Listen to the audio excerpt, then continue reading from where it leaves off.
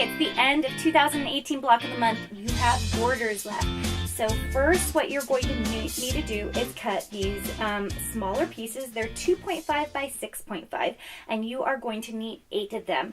You're going to sew them together into rows, just like that, and then you're going to need 7 with the fabric by 2.5 pieces, and those will make up the pieces you use. Sorry, this is a little awkward.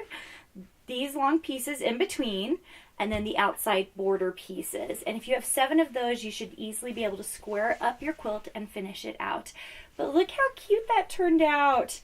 I love it. So I'm going to machine quilt it later today. I will make sure and have pictures up for you guys so you can see what the end result is. You can see that we did 12, we did 10 months of blocks. So that meant there were 2 blocks that you would have double from, and that is these corner ones, the half square triangle, and then the last block we did that has 4 triangles in it. So you can do 12 or you can do 9 and throw out one of your blocks. We love the 12, and that's it. Okay, I hope you enjoyed 2018, and we will see you later.